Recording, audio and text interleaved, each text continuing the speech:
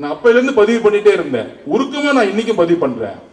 அண்ணன் திருமாண்ணன் அவர் மேல எங்களுக்கு அன்பு இருக்கு, மரியாதை இருக்கு. நான் அப்பயே சொன்னேன், இவங்க எல்லாம் ஏமாத்துவாங்க, இவங்க நம்பாதீங்கன்னு. இப்படி சொன்னதுக்காக என்ன கட்சி விட்டு தூக்குனாங்க, அதை விட்டுருங்க, அது பிரச்சனை இல்லை.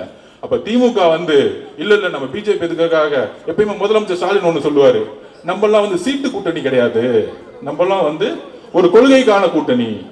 ஏன் கொள்கைக்கான கூட்டணின்னா கூட இருக்க உங்களுக்கு சீட்டு கொடுக்க கூடாதா? இன்னைக்கு காலையில பதிவு பண்றாரு அண்ணன் திருமாண்ணன், எவ்வளவு வலியோட பதிவு பண்ணுவாரு. வளரக்கூடாது என்று நினைக்கிறார்கள், போராடி தொகுதிகளை பெற வேண்டும், போராடி நிதியை திரட்ட வேண்டும், நெருக்கடிகளுக்கு இடையில் போராடி வேட்பாளர்களை தேர்வு செய்ய வேண்டும் என்ற பணி சுமைகள் எனக்கு ஏராளமாக உள்ளன. இந்த அரசியல் களமும் சமூக சூழலும் நமக்கு சாதகமாக இல்லை.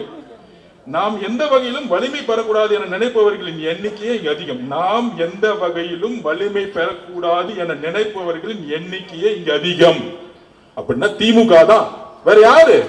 நாம் எந்த வகையிலும் வலிமை பெறக்கூடாது என நினைப்பவர்கள் எண்ணிக்கையே இங்கு அதிகம்னா திமுக பத்தி அவர் பேசிட்டு இருக்காரு. கூட 5 வருஷம் பல கொடுமைகளை தனி சகோதரர்கள் அனுபவிச்சாங்க. ஆனால் கடைசியா 5 தொகுதிக்கு மேல கிடையாது, 6 தொகுதிக்கு மேல கிடையாது. இருந்தா இருங்க, இல்லன்னா போங்க. நாம் வளர வேண்டும் என்ற வாழ்த்தவோ ஊக்கப்படுத்துவோ இங்கு யாரும் இல்லை என்பதை யதார்த்தமான உண்மை. எவ்வளவு மன வலிமையோட அண்ணன் திருமாவளவன் இதை பேசி இருப்பாரு. இத எவ்வளவு அவர் கண்ணுல இருந்து கண்ணீர் மட்டும் தான் வரல.